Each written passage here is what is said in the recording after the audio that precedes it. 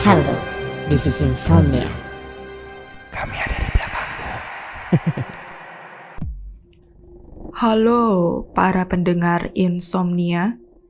Episode kali ini ada cerita dari Andi yang akan berbagi pengalaman horornya yang diganggu oleh sosok seram saat sahur keliling di bulan Ramadan.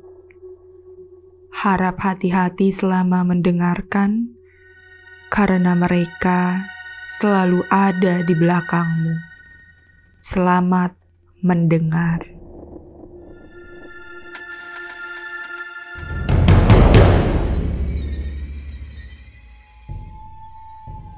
Pengalaman ini terjadi pas gue masih SMA, tepatnya di bulan Ramadan. Dulu gue sering banget ikut kegiatan di RW gue. Gue dan teman-teman setiap dini hari keliling kampung untuk bangunin warga buat sahur. Daerah rumah gue itu dibilang kampung bukan, dibilang komplek juga bukan. Pokoknya daerah perumahan yang menengah deh. Rumah gue itu letaknya deket sama rumah Pak RW. Jadi emang di depan rumah tuh selalu ramai sama anak-anak atau enggak bapak-bapak yang suka nongkrong. Apalagi di bulan Ramadan sekarang, suasananya selalu ramai. Banyak tetangga di sini yang menghabiskan waktunya untuk begadang di luar rumah sambil ngobrol atau main sampai waktu sahur tiba. Karena lingkungan gue itu ramai, gue pun jadi kena dampaknya. Gue jadi sering begadang di bulan Ramadan ini karena main sama teman-teman gue. Main kayak petasan lah, ngobrol-ngobrol, ya apapun itu kita lakuin secara bersama-sama. Gue kenal sama banyak tetangga di sini. Tapi temen dekat gue itu cuman ada 3 orang aja, karena hanya mereka yang seumuran sama gue di sini. Kami berempat sekolah di beda-beda tempat, kecuali Rio. Dia satu sekolah sama gue, cuman beda kelas aja. Hari ini adalah hari Ramadan kelima. Udah 2 kali gue ikut keliling buat bangunin warga sahur. Kegiatan ini kebanyakan diikutin sama bocah-bocah SMP ke bawah, karena mereka yang paling antusias keliling kampung buat bangunin sahur. Mereka bangunin sahurnya sambil bawa-bawa gendang dan teriak-teriak. Untuk seumuran gue, palingan cuman ikut jalan paling belakang sambil mantau mereka. Kayak kemarin malam, gue dan ketiga teman disuruh jaga dan ngawasin anak-anak yang ikut ronda sahur. Karena kemarin gak ada orang dewasa yang ikut, jadinya tanggung jawabnya dilimpahkan ke kami semua. Orang-orang yang ikut keliling bisa sampai 10 orang lebih, dan mereka membawa gendang berupa tong besar dan alat pemukulnya. Selama di jalan, mereka tuh teriak-teriak sahur untuk membangunkan warga. Setahu gue ada sekitar 5 RT lebih yang dilewatin. Jalan keliling kampung sampai akhirnya balik ke titik awal lagi. Jam 1:30 dini hari, kami semua mulai jalan. Yang ikut ngeronda kali ini sama seperti kemarin, penuh sama bocah-bocah. Sedangkan bapak-bapaknya cuman diam di pos kamling makan sahur.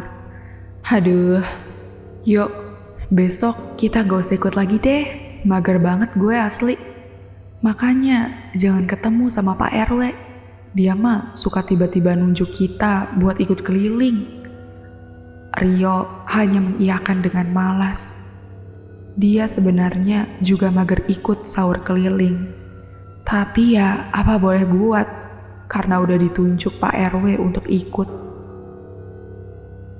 Jadinya gue dan Rio jalan paling belakang dengan rasa malas.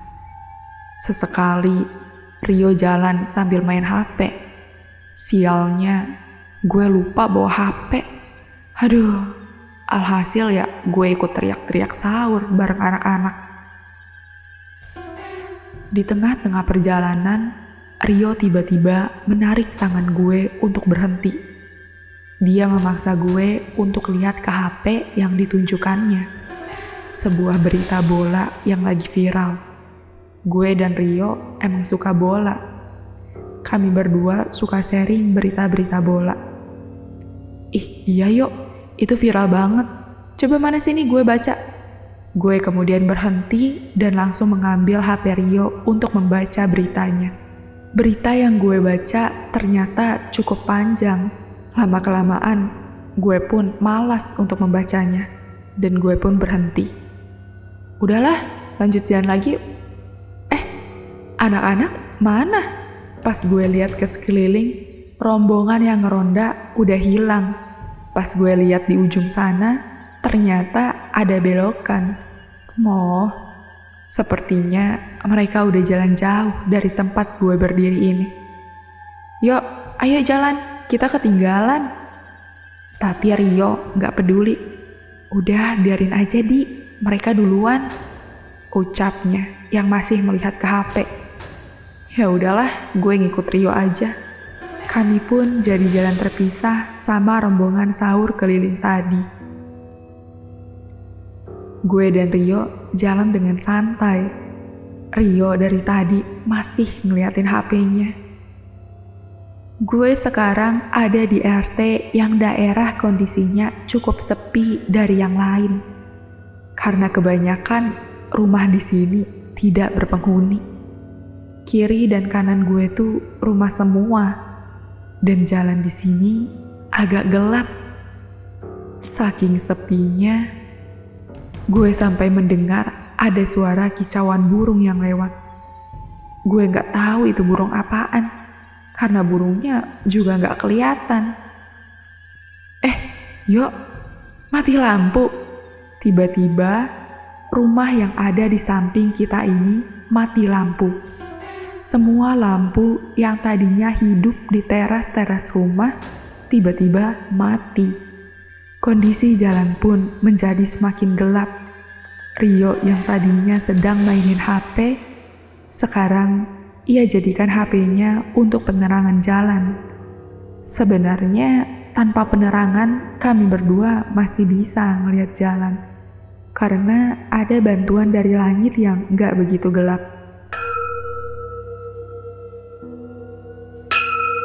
Yuk, lo denger gak? Rio mengangguk. Ia juga mendengar suara itu.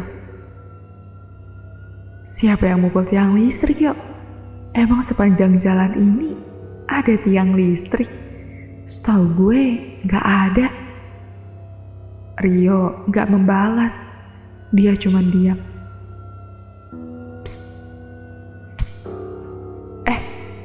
Suaranya berasal dari samping kiri gue. Pas gue lihat, ada seorang kakek-kakek yang berdiri di balik pagar rumahnya. Dia ngeliatin kami berdua dengan tatapan serius. Gue cuman senyumin kakek itu. Kakek itu wajahnya benar-benar putih. Ditambah sekelilingnya tuh gelap. Jadi wajahnya benar-benar terlihat mencolok. Dan pas gue kembali mengarahkan pandangan gue ke depan, lampu rumah di sisi kami hidup kembali. Alhamdulillah, udah hidup lagi yuk. Dan saat gue iseng ngeliat ke rumah kakek tadi, ya Allah, gue benar-benar kaget. Dengan bantuan cahaya lampu di sekitarnya, rumah itu ternyata udah hancur. tembok-temboknya hancur dan di dalamnya udah penuh dengan rerumputan yang tinggi. Kalau gitu, kakek-kakek yang gue lihat tadi itu siapa? Kok dia ada di rumah serem kayak gini? Aduh, yuk, kok gue jadi ngerasa gak enak gini ya? Lari yuk. Seketika tubuh gue merinding. Kenapa, Di? Rio bertanya, karena sepertinya dia gak ngeliat kakek-kakek tadi. Gue cuman menggeleng, tengkuk leher gue terasa dingin. Dan tanpa pikir panjang, gue pun langsung lari meninggalkan Rio. Gue udah gak bisa berpikir jernih. Yang jelas, gue cuman pengen keluar dari daerah ini. Sampai akhirnya gue udah menjauh dari rumah-rumah tadi. Gue pun berhenti. Rio yang baru saja sampai ngomel-ngomel ke gue. Dengan perasaan takut, gue pun akhirnya cerita ke Rio. Dan dia ngeliat muka gue dengan kaget. Hah, seriusan lo, Di? Dan sehabis gue cerita, perjalanan kami berdua jadi gak tenang. Kami lebih banyak diam, dan terkadang kami melangkah dengan cepat supaya cepat sampai. Kemudian tepat di ujung sebelum belokan, ada gerobak batagor yang mangkal di pinggir jalan. Di, jajan dulu lah, gue lapar nih, ucap Rio. Rio akhirnya melangkah lebih dulu menuju gerobak batagor itu. Tunggu. Perasaan dari kemarin di situ nggak pernah ada yang jualan deh. Yo, sini deh. Entah kenapa gue nggak berani mendekat ke gerobak batagor itu. Rio lalu menghampiri gue dan bertanya, ada apa? Lu ngerasa ada yang aneh gak? Pagi buta gini, emang ada yang jualan apa? Rio lalu membalas, ya adalah, sekarang kan jamnya sahur, makanya ada yang jual batagor. Gue kemudian bilang, ya iya sih, tapi biasanya kan yang jualan pas sahur pada diem di tempat semua. Gak keliling kayak batagor gini. Lagian sahur-sahur gini, siapa sih yang makan batagor? Kan makannya pada nasi semua. Rio kemudian diam, tidak membalas apapun. Bukannya apa-apa, tapi gue ngerasa aneh sama gerobak batagor ini. Dia diam di tempat yang agak gelap dan sepi di jam 2 dini hari lagi. Bahkan dia berhenti tepat di bawah pohon besar. Gimana gak serem? Sambil berbisik, gue pun bilang, tadi lo lihat abang itu napak gak? Rio menggeleng. Dia gak tahu karena dia gak ngeliat kakinya. Akhirnya kami berdua pun memutuskan untuk mendekat ke gerobak batagor itu. Lalu saat sampai, gue lihat kakinya tuh napak. Alhamdulillah, aman yuk, kakinya napak. Kemudian di sebelah abang batagor itu, Rio memesan, Bang, batagornya 2 ya. Namun abang itu tidak merespon. Ia hanya diam sambil mempersiapkan batagornya. Kami berdua pun nunggu di sebelahnya sambil melihat-lihat ke HP-nya Rio. Tapi pas sesekali gue tengok ke abang itu, dia lagi motong batagor. Dan beberapa menit kemudian saat gue lihat lagi, dia masih motong batagor itu. Yuk, lo lihat deh. Abangnya motong-motong mulu. Dari tadi tuh gak selesai-selesai. Lalu Rio pun bilang, Bang, udah selesai belum? Tapi abang itu lagi-lagi masih memotong irisan batagor dengan perlahan. Bang, kok motong-motongin mulu dari tadi? Dan saat itu juga abang batagor itu menghadapkan wajahnya ke kami berdua. Pas gue lihat, mukanya benar-benar rata. Tidak ada mata dan mulut sama sekali. Hah, anjir! Kami berdua sontak lari ketakutan. Jantung gue berdegup cepat. Ya Allah, serem banget. Kami ngibrit lari secepat mungkin menjauhi gerobak batagor itu. Kami lari dan terus berlari sampai akhirnya tiba di pos kami.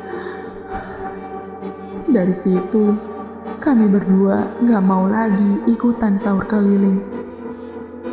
Dan itu adalah pengalaman terseram yang masih gue ingat sampai sekarang. Gimana penonton untuk konten kali ini? Menurut kalian cerita ini nyata atau tidak? Jangan lupa tulis cerita horor kalian di kolom komentar.